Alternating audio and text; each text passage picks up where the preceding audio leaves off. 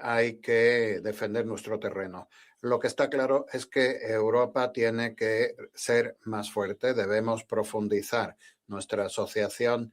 El acuerdo alcanzado esta semana con India es un buen ejemplo de lo que puede hacer Europa para ser más fuerza. Una nueva estrategia de seguridad también está en curso. Los Estados miembros están trabajando en ello. Ahora, sobre Ucrania. Rusia no está siquiera fingiendo que quiere la paz. Ha atacado un tren de pasajeros. Eso es un crimen de guerra.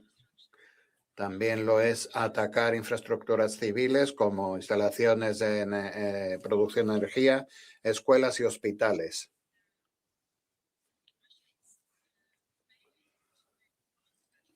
Además, Rusia no está ganando en el campo de batalla, está intentando convertir al invierno en un arma.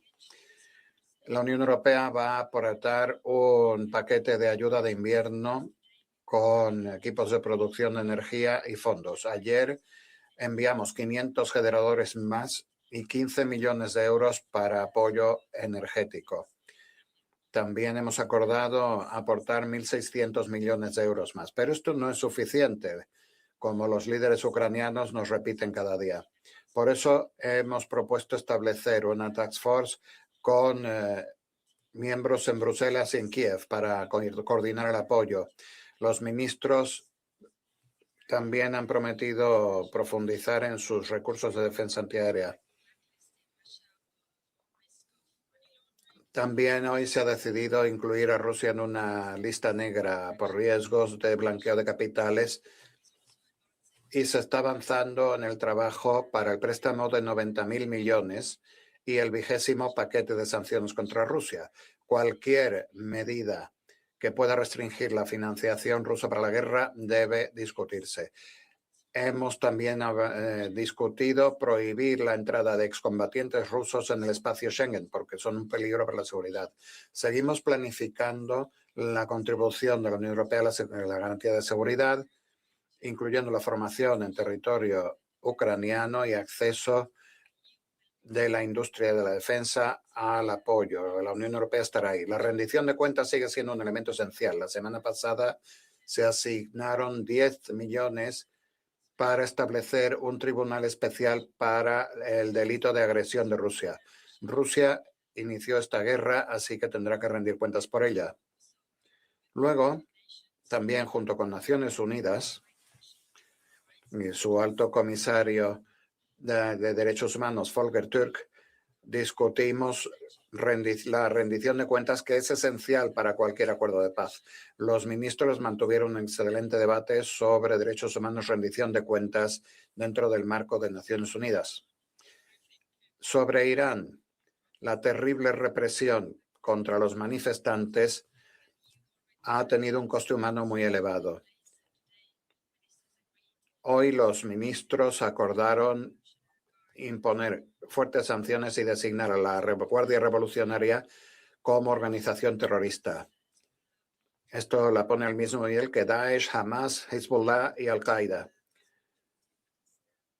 quienes imponen el terror deben ser tratados como terroristas. Los ministros también acordaron sanciones contra los responsables de esta brutal represión, incluyendo al ministro de Interior. La represión no puede quedar impune. Los ministros acordaron también nuevas sanciones para quienes permiten el apoyo de Irán a Rusia y han aumentado los controles de exportación. Los ministros fueron muy claros. Irán tiene que liberar a todos los que han sido detenidos injustamente, incluidos los ciudadanos de la Unión Europea. Tenemos que seguir incrementando la presión sobre sus autoridades y apoyar a la sociedad civil iraní. En cuanto a Siria, Siria sigue siendo un país frágil. El alto el fuego y la apertura de corredores humanitarios son pasos positivos, pero la situación sigue siendo difícil. ISIS sigue siendo una amenaza y está poniendo en entredicho la transición política y la reconciliación, que son las mejores vías para evitar que Siria vuelva a deslizarse al caos. En cuanto a Gaza, seguimos apoyando el plan de acción y pedimos la reapertura del punto de acceso de Gaza en Rafah, entre Gaza y Egipto. Hay personal de la Unión Europea que está dispuesto para desplegarse.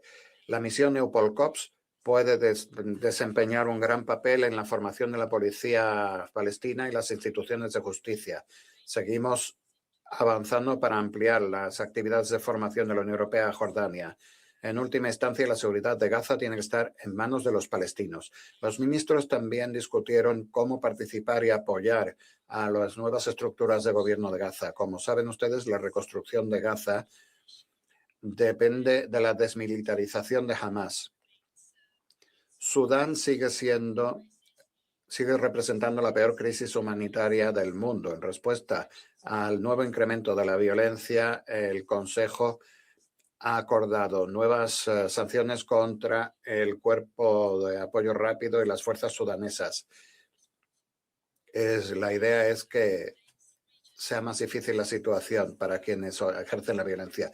En cuanto a la zona de los Grandes Lagos, los ministros quieren aumentar la intervención diplomática, aumentar también la intervención humanitaria y apoyar los esfuerzos de estabilización regional. Debemos estar dispuestos a considerar nuevas medidas a medida que se desarrollan los acontecimientos sobre el terreno. Y con esto pasamos a las preguntas. AFP. We can get the mic. Thank you. Thanks a lot. Gracias. Ha tomado la decisión de designar a la Guardia Revolucionaria iraní como terroristas. ¿Quiere decir que la Unión Europea va a apoyar que Estados Unidos bombardee a Irán? Esta decisión significa que si los incluimos en la lista de organizaciones terroristas, muchos de estos miembros han tipificado como penales muchas actividades en la relación con organizaciones terroristas. Esto ejerce más presión en cuanto a los ataques. La región no necesita una nueva guerra. Gracias. On the second row, Tatiana, yes. Thank you very much. Hoy los ministros tenían que hablar sobre las garantías de seguridad para Ucrania y el plan de prosperidad. Y como sabemos, mejor la seguridad, las mayores garantías de seguridad es la adhesión de Ucrania a la Unión Europea. Ahora hay muchos debates sobre la fecha, el año en que será posible la adhesión. Ha habido muchos debates, hablaba mucho de 2027 como año de adhesión. ¿Cree usted que es posible para Ucrania adherirse a la Unión Europea en 2027? Y si no, ¿cuándo? Recientemente el primer ministro de Hungría, Viktor Orbán, dijo que hay un documento secreto en el que se menciona el objetivo 2020.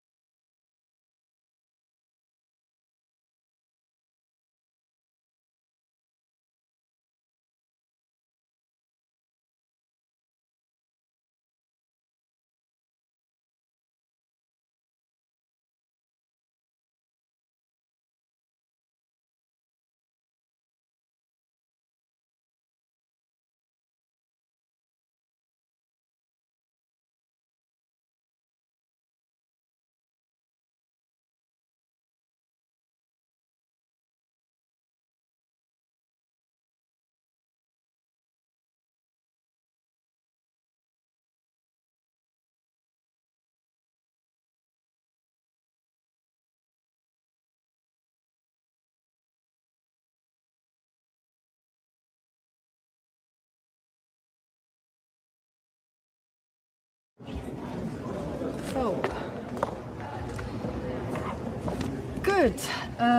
Mr. Burita, dear Nasser, it's really a pleasure to welcome you here in Brussels.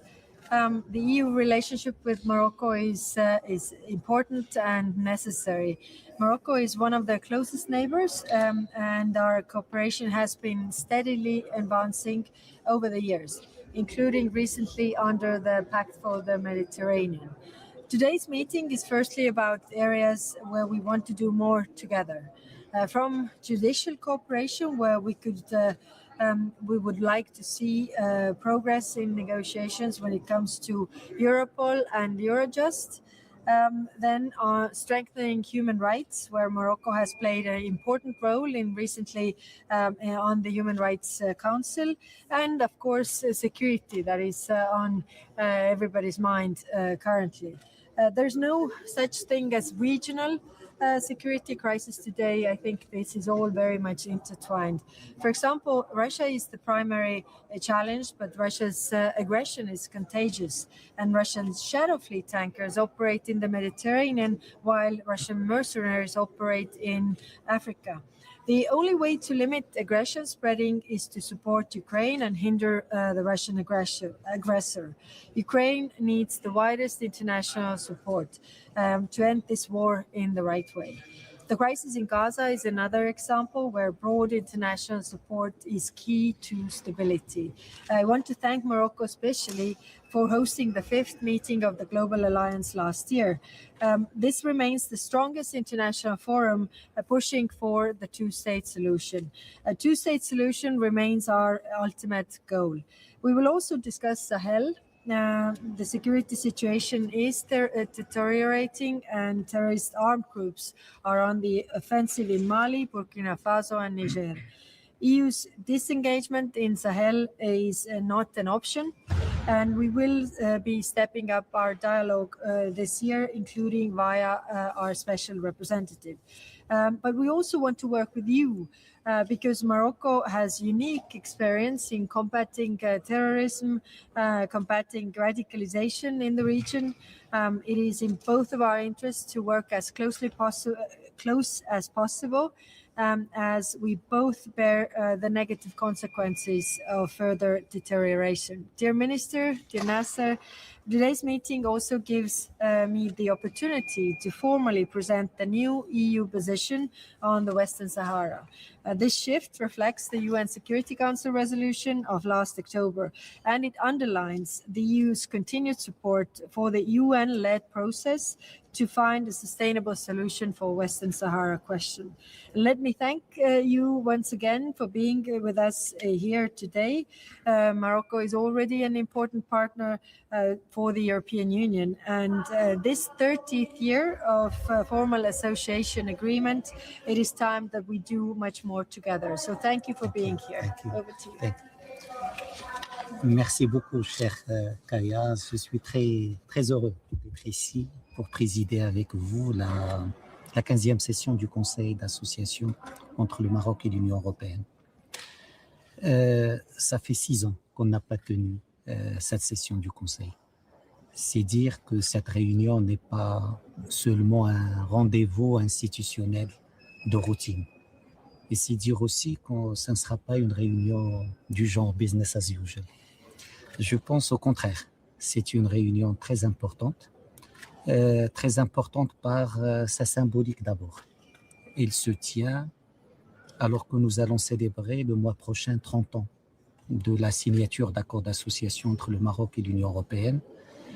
3 décennies d'un partenariat institutionnel fort, diversifié, et où le Maroc a toujours essayé d'être à l'avant-garde de ce que fait l'UE avec son voisinage méditerranéen. Une réunion aussi avec une portée politique importante.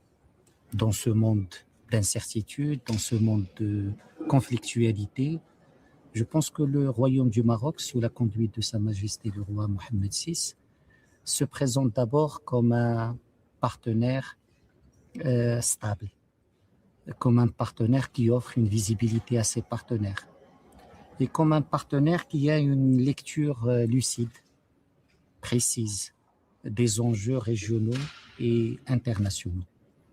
Le Maroc a toujours été un partenaire exigeant avec ses partenaires lorsqu'il s'agit de ses attentes, mais le Maroc a toujours été aussi un partenaire loyal, fiable, lorsqu'il s'agit de remplir ses engagements envers ses partenaires, et ça sera toujours le cas. C'est une réunion aussi qui a une portée économique importante. Le Maroc est le premier partenaire commercial de l'Union européenne au sud de la Méditerranée et en Afrique. Et notre partenariat peut être une source d'inspiration pour ce que doit être la relation entre l'Union européenne et son voisinage sud. Donc c'est une réunion qui va se construire sur un socle déjà solide, mais c'est une réunion aussi qui va porter une ambition pour l'avenir de la relation.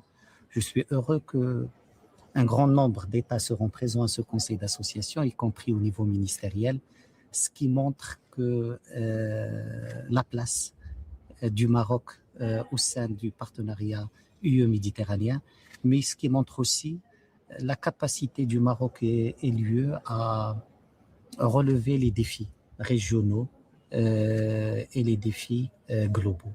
Merci Kaja pour l'accueil et merci surtout pour cette discussion que je suis sûr sera fructueuse et intéressante encore une fois. Thank you very much. Merci. Bonne soirée. No.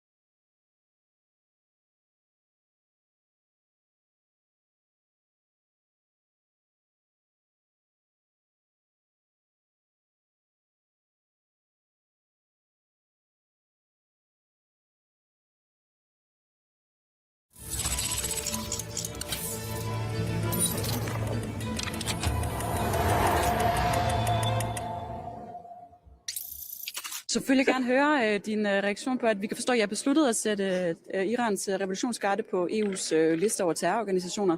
Måske kan du lægge ud med at fortælle os, hvorfor har I gjort det, hvorfor det er nødvendigt, og så måske også, hvilken konkret betydning får det overhovedet? Ja. Det har været en interessant dag, hvor der har været mange emner på dagsordenen, som er et spejlbillede på, at verden er udfordret mange steder, og et af de steder er jo Iran, hvor vi har set de mest grufulde overgreb på civilbefolkningen nogensinde, eller rettere sagt, vi har jo faktisk ikke rigtig set det, fordi de har jo lukket ned for internettet og holdt det for sig selv, mens de har slået hårdt. Og derfor skal vi også slå hårdt igen. Det har længe været en dansk position, at vi skulle terrordesignere den iranske revolutionsgarde, og jeg er glad for, at vi så blev enige om det i dag. Samtidig med, at vi så også har sanktioneret en række individer og en række enheder, og det har måske i virkeligheden større effekt, fordi det er rigtige mennesker med rigtige penge, som kan blive frosset inde, og som hæmmer deres mobilitet. Revolutionsgarden har vi allerede været efter på forskellige vis, men der ligger jo et stærkt politisk signal i det. Indtil nu har linjen jo været den, at vi er nødt til at holde en dør åben til dem, og det er jo egentlig den, vi lukker i hovedet på dem. Vi vil ikke rigtig have noget med det der styre at gøre, som har lavet så voldsomme overgreb på deres egen befolkning, så det er jeg glad for, at vi bliver enige om. Men tror du på, at det konkret får nogen betydning for Irans og revolutionsgardens gøren og laden, at de nu kommer og sætter dem på en terrorliste, og at de kommer med de her enkelte sanktioner over for individer? Tror du reelt på, at det lægger et pres for at få dem til at lige at tænke sammen en ekstra gang? Altså, jeg tror jo på, at internationalt pres virker, men jeg er jo ikke naiv. Det er ikke sådan, jeg forestiller mig, fordi vi skriver revolutionsgarden på en liste, så kaster de alting fra sig i morgen og siger, okay, jamen, så slipper vi grebet om vores befolkning. Men det står jo heller ikke alene. Altså, der ligger jo også et stærkt amerikansk pres. Den amerikanske præsident er ved at flytte styrker mod Iran for at have sin handlefrihed åben. Og det er jo bare vigtigt, at det internationale samfund siger fra over for et Iran, som jo i øvrigt også er klemt ved, at mange af dem, de har holdt i live, Hizbollah osv., jo også er svækket. Så det er jo et svækket iransk styre. Og i min optik er det jo et spørgsmål om tid, før det knækker. Der har været en helt enorm civilcourage mod i det iranske samfund, som de så i første fase jo har haft held med at slå hårdt ned på, fordi de jo ikke skyr nogen midler. Men det skal jo bare få os andre til at holde fast med sanktioner, og det er jo så dem, vi strammer yderligere her. Lars Løkke, hvad fortalte du dine ministerkollegaer om mødet med amerikanerne om Grønland? Jeg gav dem et brief på, hvor vi er, og det var i et sikret rum uden mobiltelefoner, for at det netop kunne være fortroligt, og derfor ville det også være underligt, hvis jeg så gik ud af det rum bagefter, og så i detaljer fortalte, hvad jeg sagde. Men altså først og fremmest har vi brugt dagen i dag til at takke for den store solidaritet, der har været udvist. Det har været vigtigt. Slet ikke i tvivl om, at når vi nu er tilbage der, hvor vi var for 15 dage siden, hvor vi nu kan få en, håber jeg, altså civiliseret forhandlingsproces med amerikanerne, så er det blandt andet, fordi Europa har sagt fra. Ligesom man i øvrigt også i intern amerikansk politik har oplevet en række folk fra kongressen, som meget klart har sagt til præsidenten, at enhver tanke om at annektere Grønland hører ingen steder hjemme. Ligesom erhvervslivet har reageret, aktiemarkedet har reageret. Jeg tror, der er mange ting, der har gjort, at den amerikanske præsident for dage siden sagde, det, der egentlig blev aftalt med Rubio og Vance for 15 dage siden, det er så den opskrift, vi kører efter. Så det er jeg takket for, fordi det er i høj grad det, der gør, at vi er, hvor vi er i dag. Og så er jeg selvfølgelig sådan i overordnede vendinger orienteret dem om de drøftelser, vi nu har taget hul på, og som jo ikke er konkluderet endnu. Vi havde et godt møde i går på departementschefsniveau fra Dansk og Grønlands side, og med repræsentation fra både State Department og fra vicepræsidentens kontor på meget højt niveau. Og det var konstruktive drøftelser, og det er aftalt, at man skal mødes igen. Og hvad siger du til, at den amerikanske grønlandsudsending har været ude at sige, at man nu tager udgangspunkt i de her aftaler fra 51 i forhandlingerne med Danmark, altså, og ikke nævner ordet ejerskab? Er det godt nyt? Altså, jeg tror ikke, at det er klogt, sådan at begynde at kommentere på en hel masse nu. Vi har sådan set kæmpet for at få det her ind i et mødelokale, og det var så det, der lykkedes i går. Der var den her særlige repræsentant ikke til stede, men altså i det omfang, han repræsenterer et egentligt synspunkt og peger på 51-aftalen, så er det jo godt, fordi det er jo sådan set det, vi har peget på hele tiden. Altså, vi deler jo på sigt, kan man sige, den vurdering også den amerikanske præsident har af situationen i Arktis. Altså ikke det øjeblikkelige billede af, at der er kinesiske skibe alle steder, og Grønland er penetreret af kinesiske investeringer, for det er ikke tilfældet, men vi deler jo bekymringen ved det, der sker i Arktis, som har forvandlet sig fra at være et lavspændingsområde, og i takt med, at russerne også lukker kineserne ind, så skal vi have et ordentligt gensvar, og vores vurdering er jo, at vi har en stærk aftale fra 51. Det kan meget vel være, fordi 51 det er en del år siden, og der har også været en teknologiudvikling, og droner eksisterede ikke dengang, og space spillede ingen rolle, så verden er selvfølgelig en anden. Men det er jo en stærk juridisk ramme, og det er jo selvfølgelig det, vi tager afsæt i, og hvis den der special envoy også er nået den samme konklusion, så er det jo godt. I forhold til noget, der foregået uden for rummet. I morges så var både dine franske kolleger, dine tyske kolleger, dine irske kolleger, når jeg lyttede til dem, pegede alle på, at EU skal op i gear, så man ikke kun reagerer, når der sker noget, eksempelvis at der bliver lagt pres på et land, men også aktivt kan agere. Er det noget, I har drøftet derinde? Altså, din franske kollega sagde, at han ville have kommissionen skulle ligesom forberede, så man er klar til næste. Er det noget, I aktivt har drøftet? Hvad synes du selv i forhold til, at man skal ligesom gøre EU mere parat til at agere hurtigere end det modus, vi normalt er i? Altså, jeg tror ikke, jeg skal gå meget dybt ned i det her, men det er klart, at vi skal jo forstå, at vi er et nyt sted, hvor vi ikke altså ligesom fra gang til gang skal ryste hovedet, og nu er der en situation, og hvordan skal vi forholde os til den. Men sådan lidt mere strategisk tænke over, hvad er vores sådan brede sikkerhedspolitiske strategi. Vi har jo rigtig mange instrumenter, og det giver sådan set god mening at have foruddiskonteret, hvordan forholder man sig til det, ikke? Jeg synes også, det er vigtigt, fordi vi har det der med at tale om det her antitvangsinstrument som sådan en stor bazooka, og så skal man jo kun finde den frem, når man virkelig er i krig. Men det dækker jo over, at det både kan være en lille pistol og en stor pistol. Så at have sådan en bredere strategisk drøftelse om, hvordan bringer Europa sig hen et sted, hvor vi i højere grad altså bruger den styrke, vi har, altså i forhold til alle de situationer, der kunne opstå. Og nu taler jeg altså ikke lige specifikt det transatlantiske, nu taler jeg helt bredt. Det giver god mening.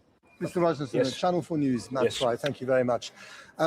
When you look at the world today, it's a bit like that Hollywood movie, one battle after another. You've got your own battle over Greenland with Donald Trump. Are you nearing some kind of resolution? Well, I mean, we have been arguing since the very first day when the president said there's a security issue or some concerns linked to not only Greenland but the Arctic in a very positive way. I mean, because we share this analysis, even though it's not very urgent. We do not have a lot of Chinese ships in Greenland. We haven't seen a Chinese state ship for almost 10 years. We don't have a lot of Chinese investments in Greenland.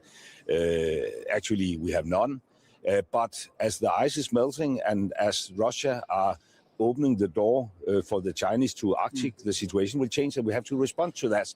And therefore, we have from day one wanted, constructive dialogue. We think we have a framework which could perhaps be renewed. Then we agreed 15 days ago that we should start these kind of discussions. Then there has been escalation and a huge detour. Now we are back where we was like 15 days ago, and we had the very first high-level meeting yesterday. But who do you fear more? Mercurial, unpredictable, irritable Donald Trump, or a very calculating, pragmatic, and quite ruthless Xi Jinping?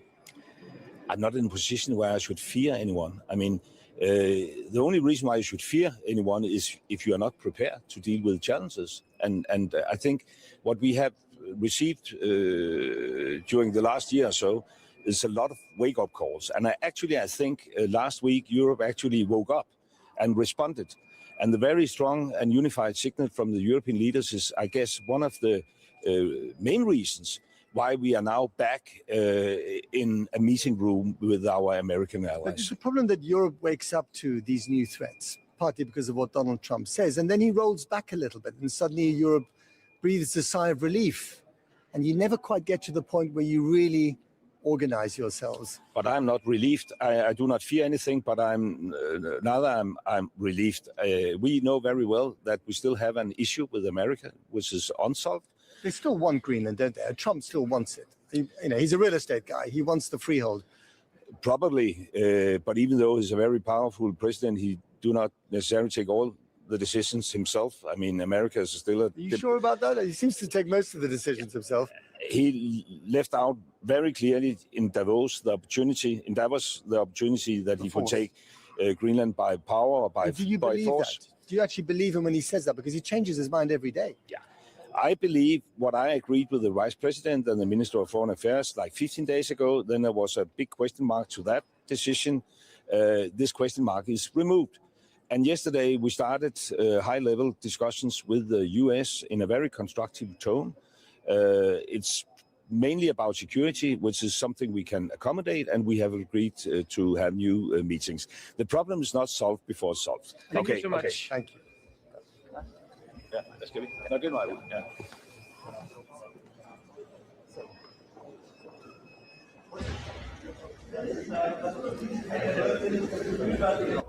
En af de steder er jo Iran, hvor vi har set de mest grufulde individer og en række enheder. Og det har måske i virkeligheden større effekt, fordi vi egentlig den, vi lukker i hovedet på dem. Vi vil ikke rigtig have noget med det der stykke om vores befolkning. Men det står heller ikke alene. Altså, der ligger jo også et stærkt amerikansk pres ved, at mange af dem, de har holdt i live, i Hizbollah og så videre, Nou, u heeft al wat getwitterd over het politiek akkoord, maar misschien kunt u nog iets toevoegen, het belang ervan. Hoe gegaan is de discussie? Ja, we hebben uitgebreid gesproken in de Raad over wat moet er gebeuren na die verschrikkingen die we allemaal hebben gezien in Iran, via de beelden die naar buiten komen, via de ooggetuigenverslagen. Ja, en het was eigenlijk duidelijk rond de tafel dat hier wat moest gebeuren. Nu hadden we natuurlijk al sancties klaar liggen tegen individuen in Iran. Maar uiteindelijk gaande de vergadering bleek dat iedereen bereid was om wel die extra stap nu te zetten, om dat stevige signaal af te geven. En dus ook de revolutionaire garde op de terrorismelijst te plaatsen. Dus uiteindelijk kon de hoofdvertegenwoordiger dat ook concluderen. En hebben we hiermee een besluit genomen, wat gisteren nog geen zin zeker was dat dat ook zou kunnen. Dus daar ben ik heel blij mee. Ja, snap ik. Wil jij nog iets vragen? Nou ja, misschien er is ook een grote Iraanse gemeenschap in Nederland. Hoopt u dat dat ook voor hun een beetje een symbolische boodschap, een steun in de rug is? Want veel families die proberen ook weer hun familie in Iran te bereiken. Dat lukt ook heel moeilijk soms. Ja, ik hoop dat wel. En natuurlijk begrijp ik ook als een heleboel mensen zeggen, ja, daar pleiten we nu al jaren voor. En dat klopt, we zijn als Nederland natuurlijk ook al jaren bezig om dit voor elkaar te krijgen. Helaas was deze hele grote tragedie nodig om hier dit in beweging te krijgen. Maar dat maakt niet uit. Het is nu gebeurd. En dit is echt wel een klap voor de revolutionaire garde en daarmee ook voor het regime. Want dat maakt het normaal leven voor deze mensen heel moeilijk. En ik denk dat dat precies is wat nu nodig is. Minister, hoe snel kan het... One second. Ja. Hoe snel kan het geïmplementeerd worden? Ja, dat kan heel snel gaan. Dit is een politieke besluit. Nu moet er worden gewerkt aan de wettelijke verankering daarvan. Ik verwacht dat dat in een paar weken geregeld moet zijn. En dan kunnen de mensen gewoon op de lijst geplaatst worden. Nog een vraagje over Oekraïne. Ja. Is daar nog de discussie over gegaan? Ja, zeker. We hebben ook contact gehad met onze Oekraïense ambtsgenoot. Die vertelde over de situatie in Kiev op dit moment. Die vertelde hoe ook voor hen nog steeds niet duidelijk is of Rusland nou serieus is in onderhandelingen. Ondanks dat ze in Abu Dhabi lange gesprekken hebben gehad. Dus ook daar weer de vraag, werk nu aan het 20e sanctiepakket. En alsjeblieft help ons nu met energieinfrastructuur. Want het is nu min 23. En onze Poolse collega vertelde dat bij dit soort gebouwen, als de verwarming het niet meer doet, dan moet al die verwarming in die flatgebouwen worden leeggehaald. Omdat ze anders exploderen, omdat ze bevriezen. En dat betekent dat je eigenlijk gewoon onleefbare situaties krijgt. Nou, dat is hoe erg het nu is daar. Dus een hoop landen zijn naar huis gegaan met huiswerk hiervoor. En brede steun om dat sanctiepakket over een maand in te gaan voeren. Oké, en kunt u al een aantal maatregelen noemen die eventueel in het 20e sanctiepakket komen? Nou, als je de moties in de Tweede Kamer volgt, dan zijn dat echt wel de onderwerpen die wij hebben aangedragen. En uiteindelijk moet dan de commissie daar een pakket van maken. Daar gaan we dan over een maand over besluiten. Oké, en die besteding 90 miljard? Ja, ik denk dat we daar een heel eind in de goede richting gaan komen. Wij hebben natuurlijk een pleidooi gelaten dat de noden van Oekraïne voorop moeten staan. Dat er dus ruimte moet zijn om ook bij derde landen, lees onder andere de Verenigde Staten, om daar materiaal te kunnen kopen wat Oekraïners nodig hebben. Nou, we hebben daar vandaag geen conclusie over getrokken, maar ik denk dat we binnen afzienbare tijd daar wel een overeenkomst over kunnen krijgen. Oké, dank u wel. Meneer Van Weel, nog even voor de radio vragen we even in herhaling. Wat is nou, denkt u, de belangrijkste reden dat de landen nu toch unaniem steunen? Ja, we hebben allemaal de beelden gezien. Die zijn verschrikkelijk. We hebben de enorme aantallen gehoord. Of dat nu de lage schattingen zijn van 7000 of de hoge schattingen van boven de 35.000. Zoveel onschuldige mensenlevens door hun eigen regering afgeknald, afgeslacht. In ziekenhuizen, op eerste hulpen, kinderen, ouders, alles. Al die verschrikkingen. Ik denk dat dat nu echt de doorslag heeft gegeven van deze club. Die moet op de terrorisme-lijst. Wat gaat de bevolking hieraan hebben? Deze mensen kunnen vanaf nu niet meer op een normale manier leven. Die zijn nu aangemerkt als terroristen. Die zullen ook als zodanig worden behandeld. Die kunnen geen tegoeden meer hebben, geen zakelijke belangen meer hebben. Die kunnen niet meer inreizen straks. Er komen visummaatregelen op. En uiteindelijk worden mensen daardoor persoonlijk geraakt in hun eigen leven. En dat is wat je nodig hebt. Dat is waar sancties pijn doen. Als mensen dat in hun eigen leven merken. En ik gun dat deze mensen allemaal van harte. U denkt dat daarmee die garde minder hard gaat optreden of kleiner wordt? Ik denk dat hun leven veel moeilijker wordt. Dat de rijkdom waarin ze zichzelf wanen, of de onaantastbaarheid die ze denken te hebben, ja, die is hiermee nu echt van de baan. Dus ik hoop dat dat echt een verschil gaat maken. Ook voor hoe dit regime aankijkt tegen zijn eigen voorbestaan. een van de redenen dat andere landen twijfelden aanvankelijk was, ja, hiermee verbreek je wel misschien helemaal de diplomatieke banden met Iran. Wat vindt u van die zorg? Is dat dan helemaal niet terecht? Nee, dat is niet zo. We kunnen nog steeds diplomatieke banden hebben met bijvoorbeeld de ambassadeur in Den Haag als dat nodig is om op het matje te roepen. We kunnen nog steeds vanuit onze ambassade daar contact opnemen met het ministerie van Buitenlandse Zaken. Ja, niet meer met deze organisatie, maar laten we eerlijk zijn, daar heeft deze organisatie het ook wel naar gemaakt. Dus ik zal ze niet missen in die contacten. Dank u. Sorry, she was first. Now I need to be honest. What is your answer to Iranian protesters who believe that the designation of the IRGC as a terrorist organization came too little too late, and thousands of protesters have already been killed and many are expected to be executed? No, I understand that those people would feel that way, and we've all seen the atrocities coming out of Iran in images, in stories, horrific numbers of protesters that have been killed by their own government in brutal violence. Unfortunately, that was the wake-up call that was needed to be able to take this step in listing the IRGC for what it is, a terrorist organization. I'm glad that we did it today. I understand for all those for who it came too late. I'm sorry, but I think it's a significant step either way, and now to increase the pressure on the regime.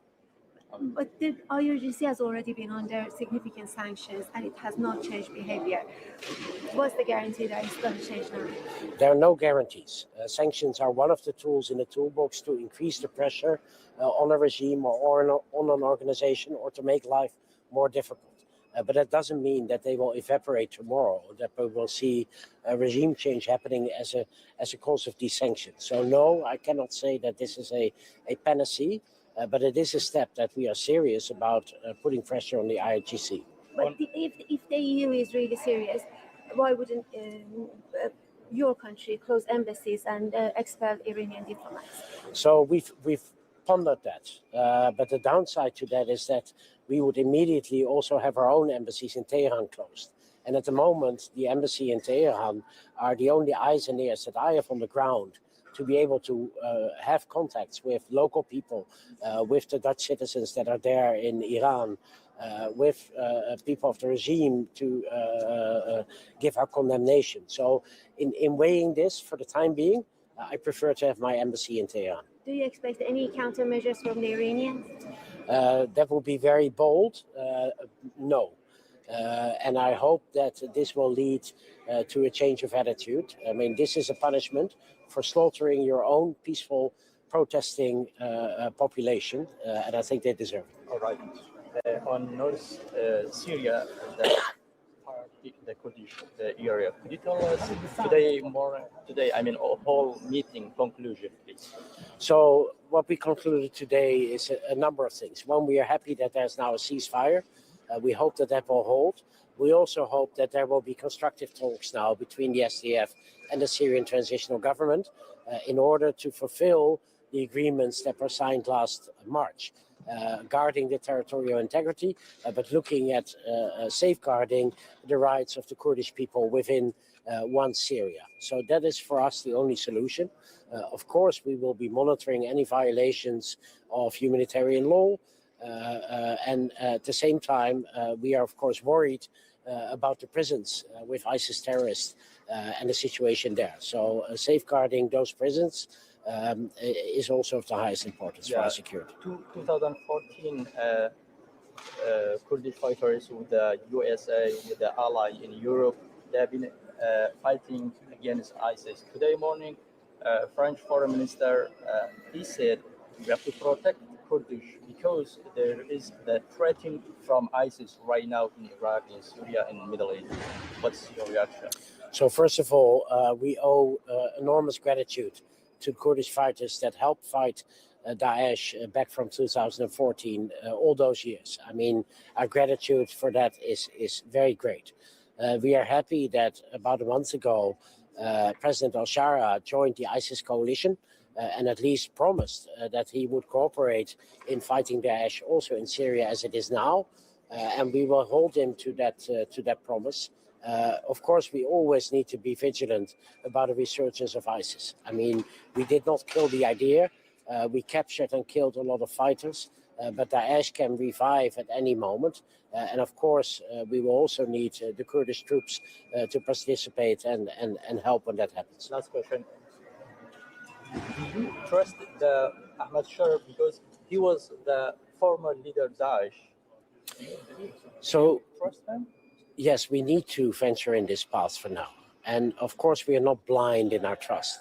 At the same time, disintegrating Syria would cause enormous problems for Syria. It would fragment. And it would cause a lot of instability in the region. It would ask for the resurgence of terrorist groups. So, yes, that's why we're banking on the transitional government, but we're not blind in our trust. So we keep monitoring, we keep paying attention to what happens, whether or not he makes good on the promises that he made on the inclusivity of Syria. Thank you so much. Thank you. I have a question, Mr. No? All right. Back to IRGC. Iranian regime tried to assassinate 2 Dutch citizens on your soil, one successful and another one, the case of Mr. Tadayun Tahmasubi was not successful. Listing today, does it unfold this event? Are we going to see any further measure taken based on what the decision you made today here on those terror attacks? So the decision today, and we've been in favor of doing this for a number of years for a number of reasons, including the reasons that you mentioned. But what we did today was a real reaction to the horrible violence that we've seen in the past weeks. So the thousands of protesters that have been slaughtered, that asked for a firm reaction. Unfortunately, we were able to agree on that reaction, and this is the IRGC. But we didn't see a similar reaction when those terror attacks took place on your own soil. And the Dutch government was very lenient toward the Iranian regime at the time. But right now, your government has the opportunity to go back to those cases, further investigate and further prosecute, specifically on those 2 targeted attacks. Are you going to take any measure precisely or not? So I cannot comment on every measure that has been taken in relation to potential actions of the Iranian regime on our soil, but know that in all these attempts and the killing, there have been prosecutions, there have been investigations, and of course there has been contacts regarding these events. But today was not related to these events. One last question here, and then we have to leave. In case the United States start a military attack on Iran, we know that it maybe happen during the next days. In case of that, in the frame of NATO, and if Iran fights back and attack U.S. bases, in frame of NATO, are you going to support U.S. To attack back Iran or take part in this kind of operations? No, those plans have not been on the table. So we all don't know what the U.S. Actions will be. For the time being, they're also increasing pressure and are in talks with Iran. Let's see where that goes, but there is no intention from our side to participate in any military action. So do you support in case the United States start that operation? I'm not going to speculate because I don't know what kind of operation, I don't know what they will do, I don't know how they will do it, and those are all factors that we need to take into account. Thank you. Thank you. Good day.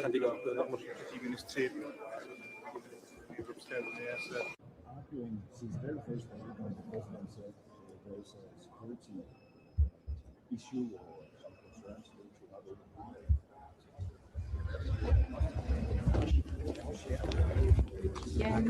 Dobrý den. Tak, prosím. Pane ministře, úvodem bych se zeptal k té informaci, která je nová, tedy že se příští týden chystáte na cestu do Spojených států, jestli byste mohl okomentovat program té cesty, co vás tam čeká.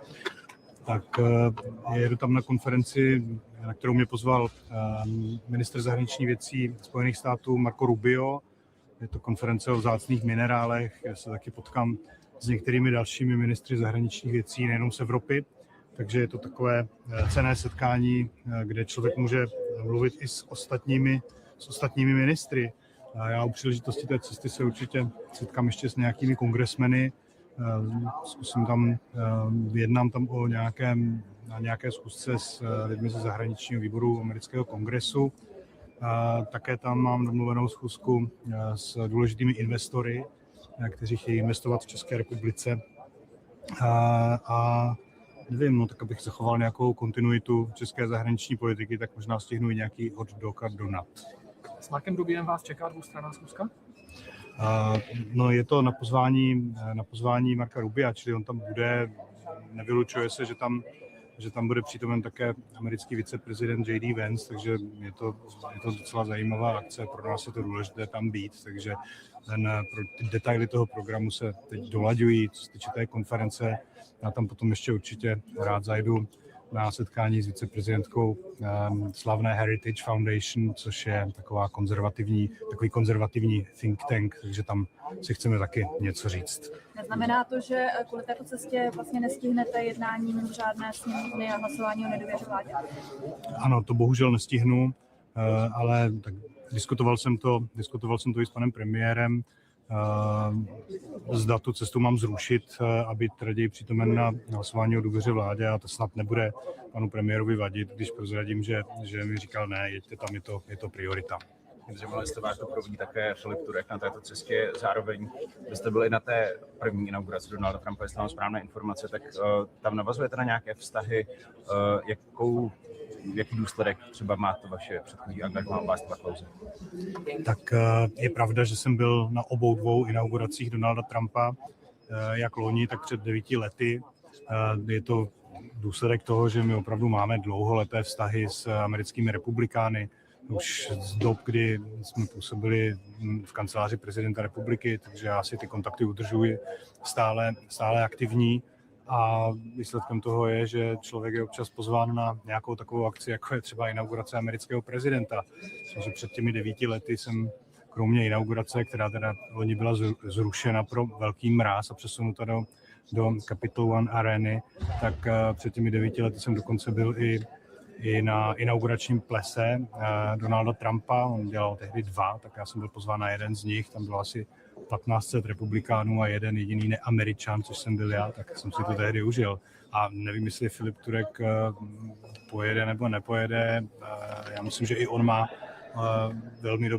velmi dobré kontakty a vztahy s americkými republikány, ale mám za to, že ten chudák asi bude muset sedět a poslouchat opoziční plačky při hlasování o nedůvěře vlády. Pane ministře, když jsme u Filipa Turka, jak budou organizované rady ministrů pro životní prostředí? Spekuluje se o tom, že by na ně mohl za Česko jezdit Filip Turek. Je to vůbec možné?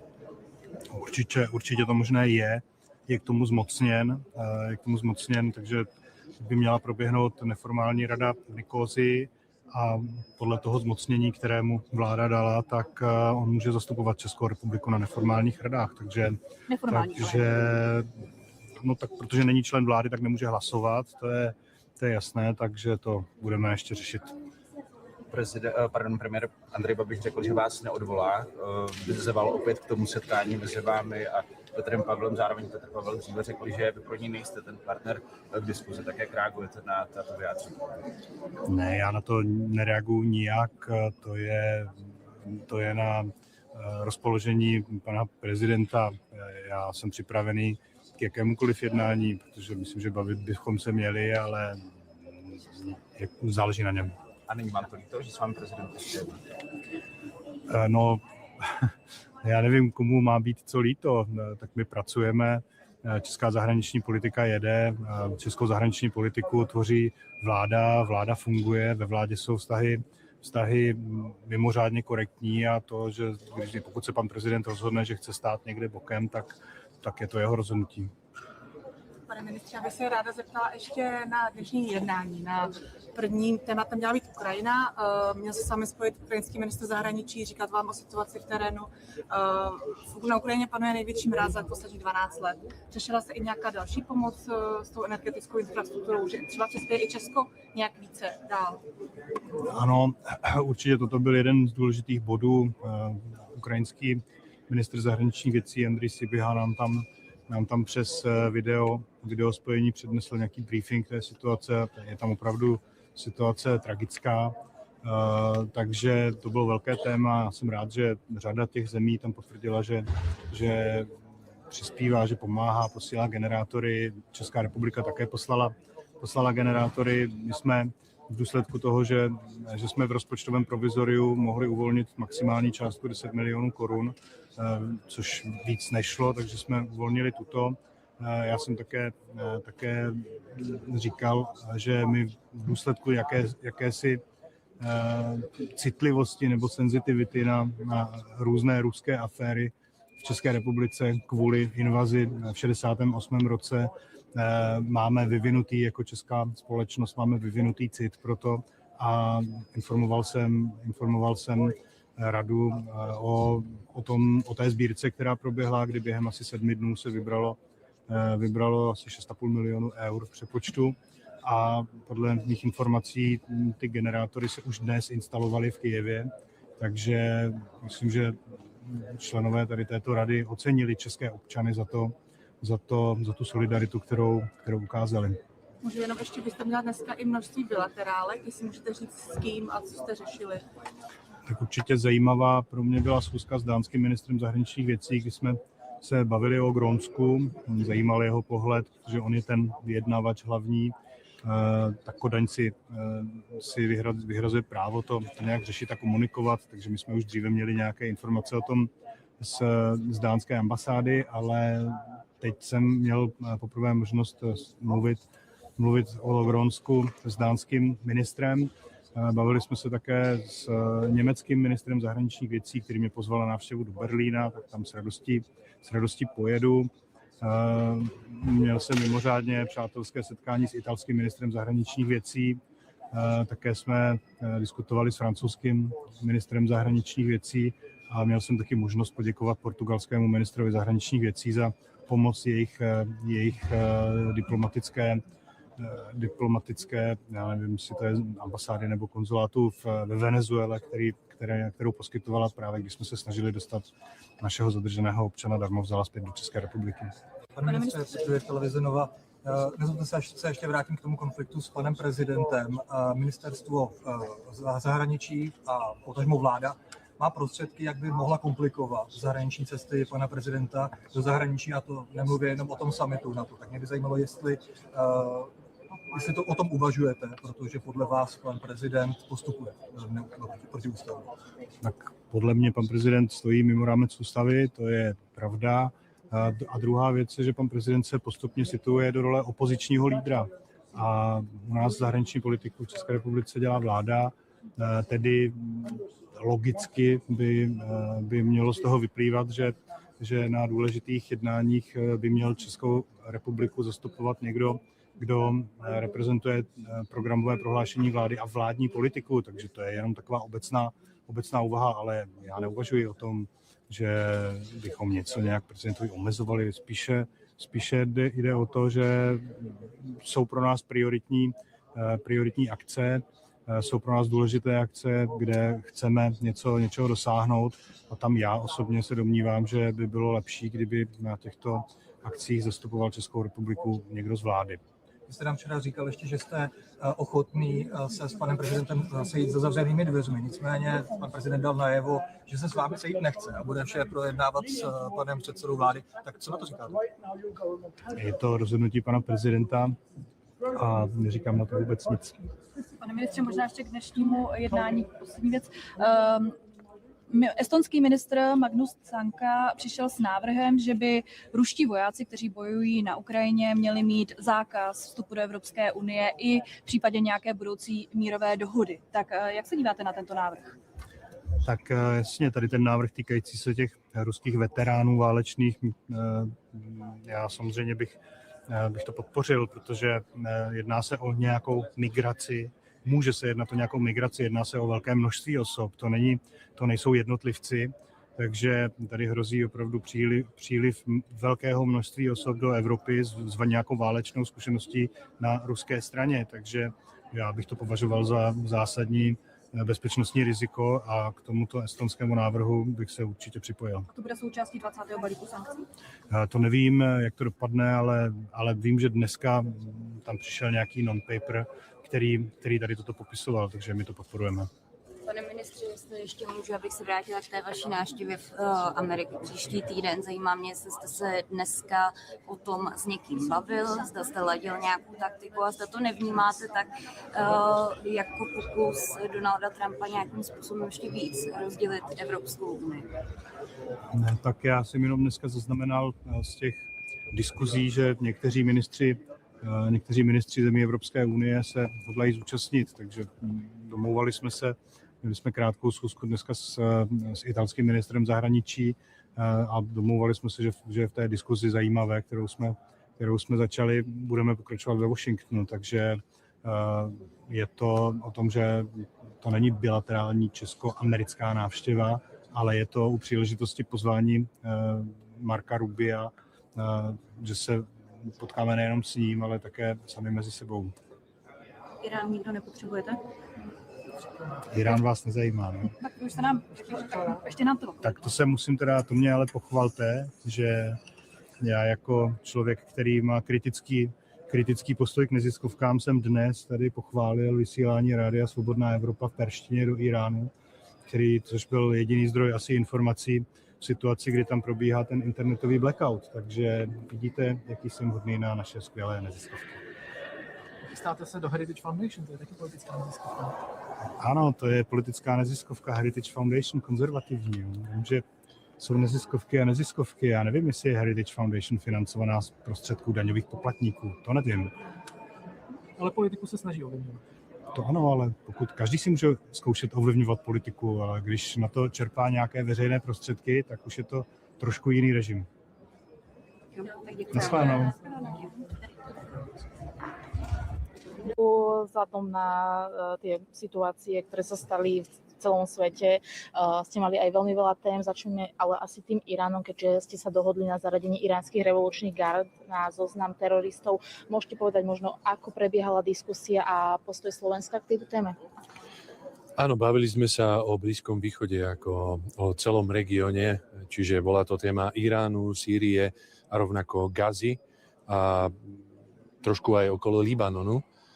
Čo sa týka Iránu, tak tam sme všetci skonštatovali, že tak ako postupoval iránske vedenie brutálne na potlačenie protestov, je niečo, čo je neakceptovateľné a všetci sme to odsúdili.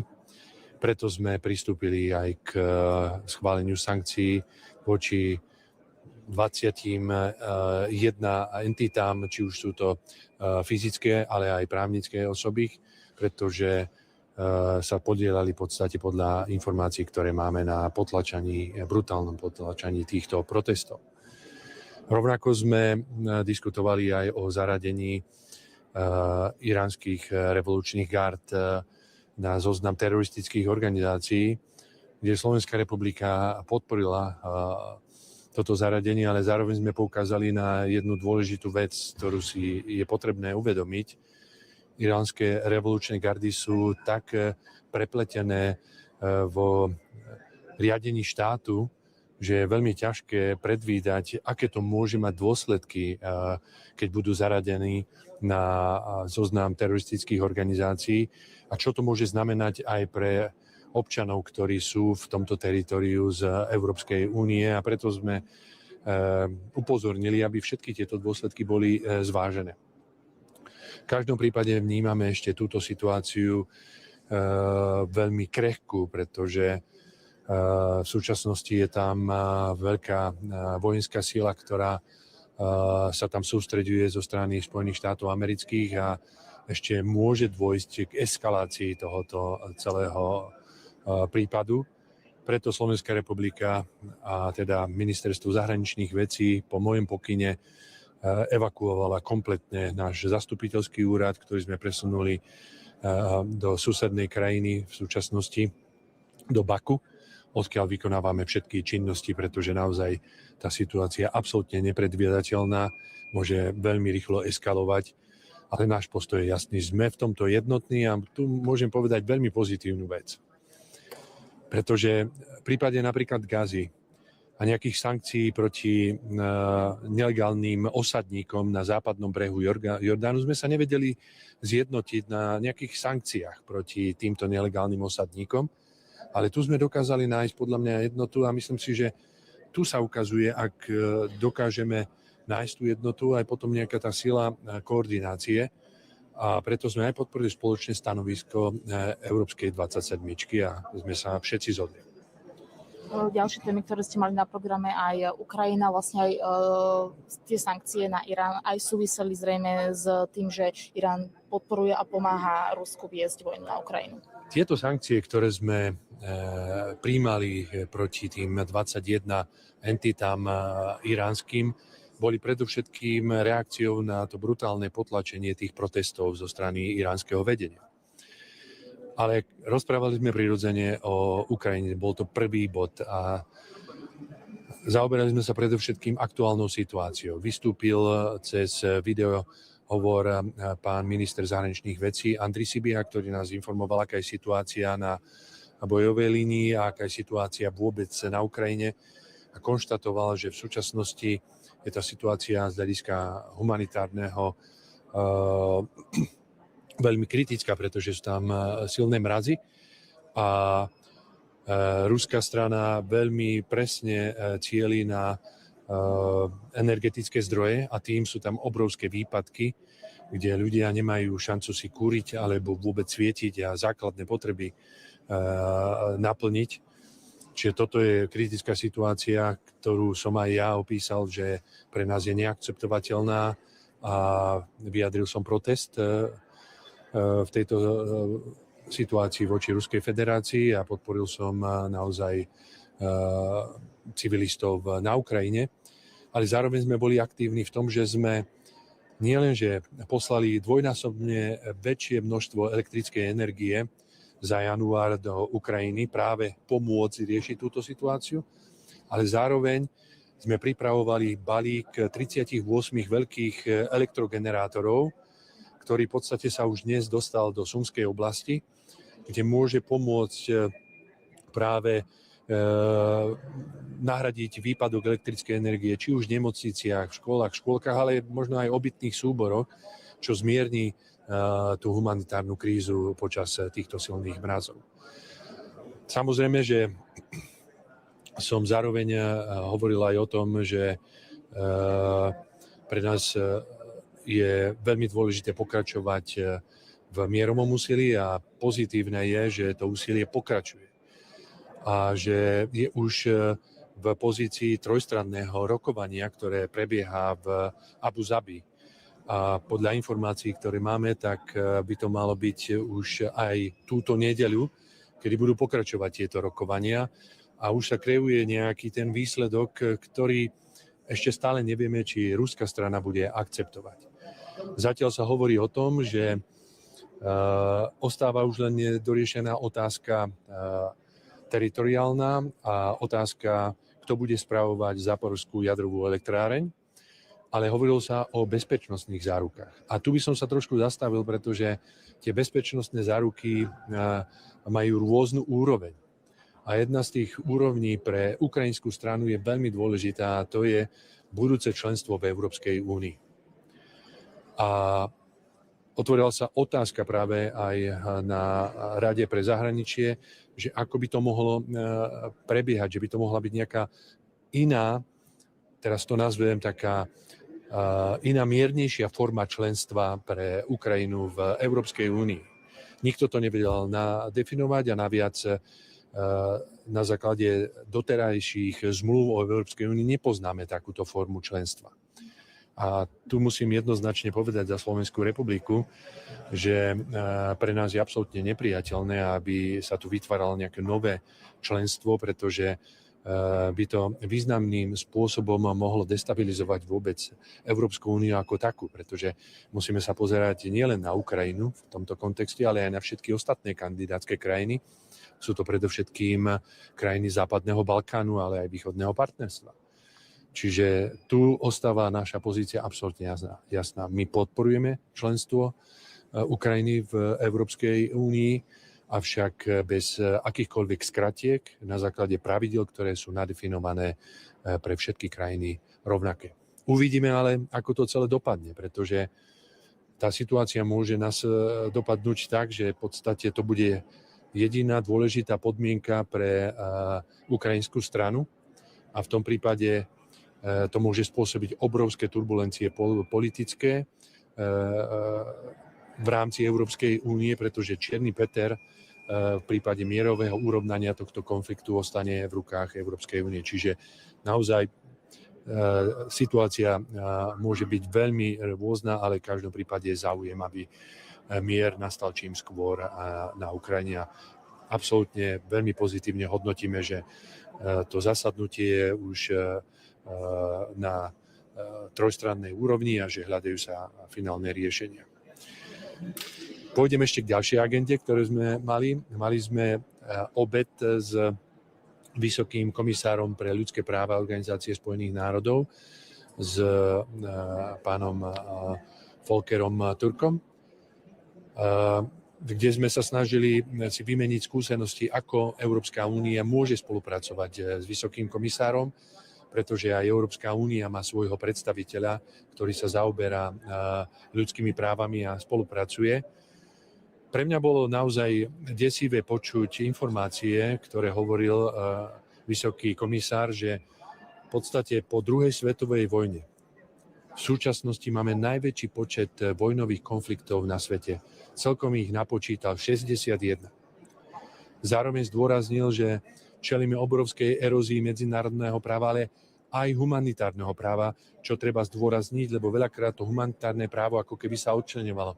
Ono je veľmi úzko späté aj v rámci charty OSN s tým právom teritoriálnej integrity a suverenity a tak ďalej, je aj to humanitárne právo. A to, že tá erózia obrovská, je dôsledku toho, že predovšetkým tí veľkí silní nerešpektujú a nedodržiavajú právo a potom podľa toho sa riadia aj tí menší. Pri tých menších konfliktoch, keď si povedia, keď to môže robiť niekto ten druhý, tak prečo by sme nemohli to robiť my? A toto je veľmi nebezpečné a zhodli sme sa všetci na tom, že je potrebné sa vrátiť späť a hľadať tie formy, ako naplňať humanitárne právo a dodržiavanie humanitárneho práva. Ja som samozrejme položil aj otázku na vysokého komisára v súvislosti s financovaním. Lebo v súčasnosti práve táto časť OSN je najviac finančne poddimenzovaná. A nie len v rámci rozpočtu OSN dostáva dlhodobo najmenej finančných prostriedkov a pritom je to veľmi dôležitá téma v rámci medzinárodného práva a z hľadiska vykonávania a jeho právomoci. No ale zároveň OSN čelí problému vôbec financovania, pretože mnohé štáty neplatia príspevky, predovšetkým tie veľké, tak ako by mali platiť. Čiže to je ďalšie riziko, ktoré môže oslabiť sledovanie a podporovanie medzinárodného humanitárneho práva, na čo sme sa s vysokým komisárom Volkerom Türkom zhodli. No a ešte by som spomenul, tuším, že sme hovorili o Iraku, o Sýrii, lebo Irak sme spomenuli a rád by som ešte spomenul aj Sýriu, lebo aj tu sme rozoberali. Tam predovšetkým prebieha integrovanie kurdských síl do tých sýrskych vojenských štruktúr a je to veľmi citlivá otázka a nikto nevie, akým spôsobom to dopadne, pretože sa tam veľmi oslabila tá,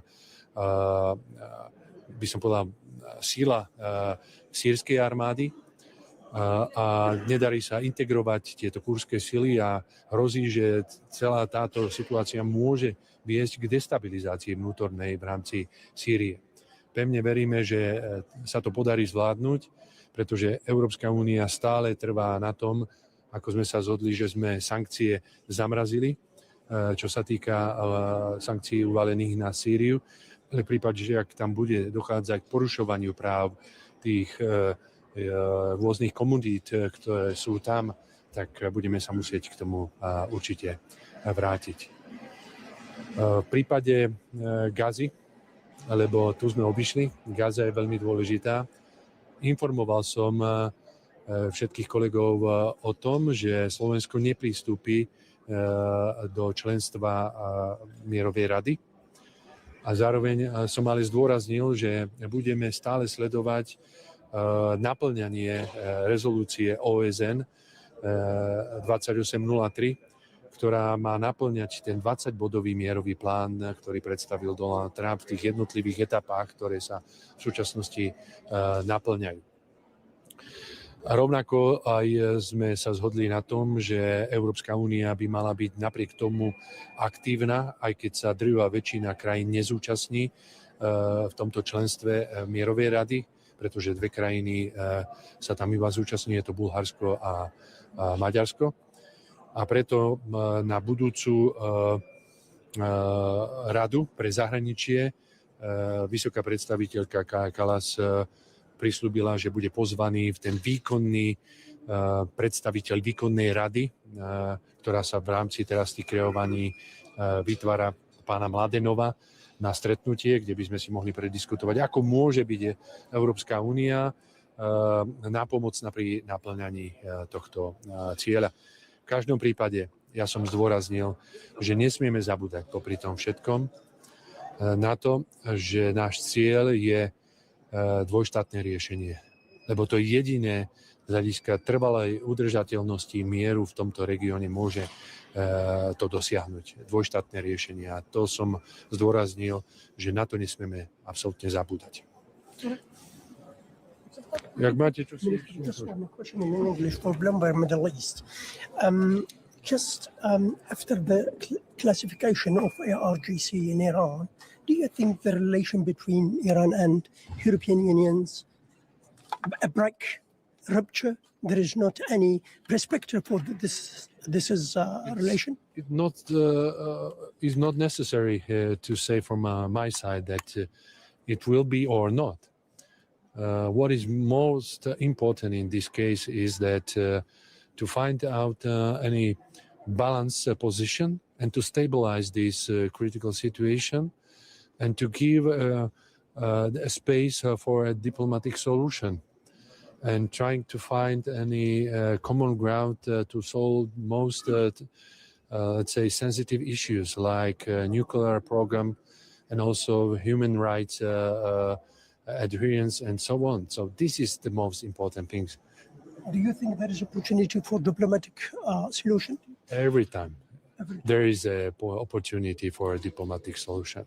What we are witnessing right now in the world is that there is a lack of diplomacy. Unfortunately, diplomacy has failed in many disputes or some crises. I can mention one very good example in our neighborhood in Ukraine. In this case, this should never happen, and it's a big failure of diplomacy from the very beginning of this conflict. You are with the escalation, in Middle East now, actually the American operation against Iran. What do you think about this issue? We are quite concerned what is going on in this region because the military presence of US means that something can happen and can escalate the situation. Hopefully that the Turkish effort, a diplomatic effort can be successful because as far as I notice, the minister Hakan Fidan is very much involved in this and trying to, let's say, maintain the dialogue. And this is very important, which we support very much. Appreciate it so much. Thank you. Ďakujem.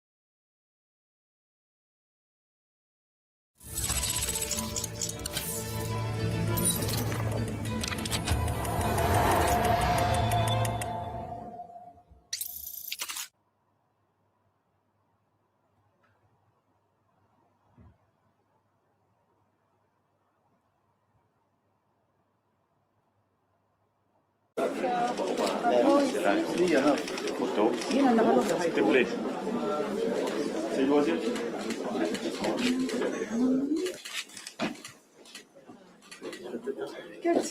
I think we have it. Very good, very good.